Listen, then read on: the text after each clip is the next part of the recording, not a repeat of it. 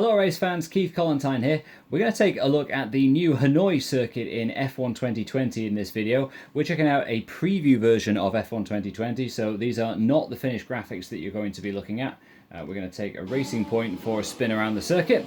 And what we're going to do first of all is just take a steady little tour around the track, and then I will try to build up to a bit more of a push lap after that, although I'm not making any promises about how competitive my lap times are going to be. So let's go out onto the start-finish line and the DRS zone there. Now this of course is the track which was supposed to host the first Vietnam Grand Prix back in April. Unfortunately the coronavirus ruled that out. The race organisers, who I heard from earlier this week, are still trying to find a slot to allow this race to go ahead in 2020, and if it does, this is what the charge down to the first corner is going to be looking like, with these huge grandstands all the way around it. A very, very sharp left-handed corner, and then a long looping right-hander in front of all these grandstands, which eventually leads onto a really long acceleration zone. And this corner pattern is repeated again later on in the lap, and you can see it's part of the way that Tilke GmbH and Formula One have designed this circuit, with the hopeful goal of creating better overtaking, allowing the cars to race each other closely and giving them lots of opportunities to overtake.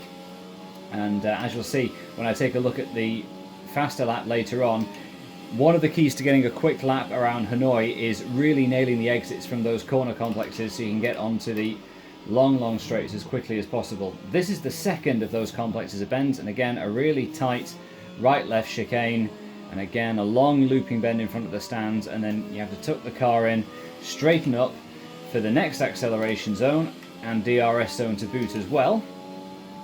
Now this flat out section that we're on is 1.6 kilometers long. To put that into perspective, that is slightly longer than, for example, the back straight at Shanghai, which is 1.4 kilometers long. It's not as long as the biggest straight section in Baku, but really the track as a whole has got a lot in common with Baku, in that again a lot of these big long straights, big stopping areas designed to create overtaking opportunities.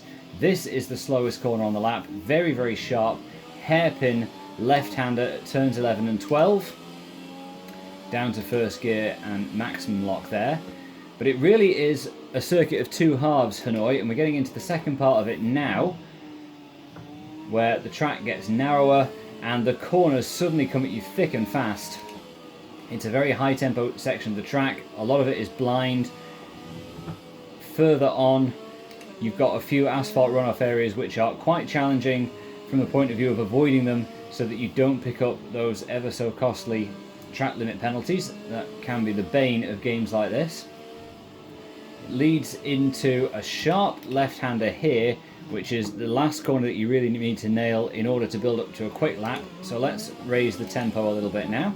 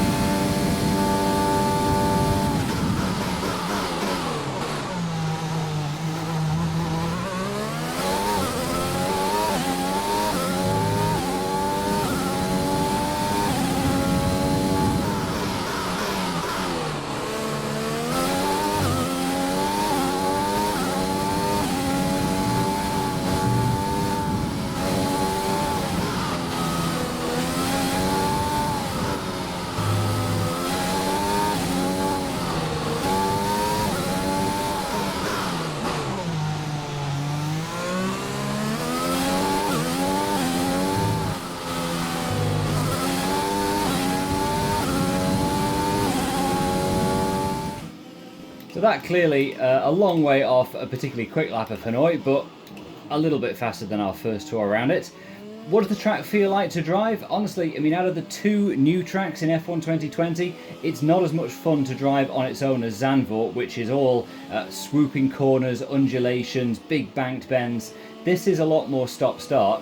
I tend to think that Hanoi is probably going to produce more exciting races than the type we're likely to see at Zandvoort. So they really are very, very different, the two new additions to the 2020 calendar. Of course, we're all hoping to see that F1 is able to race at Hanoi later on in the year.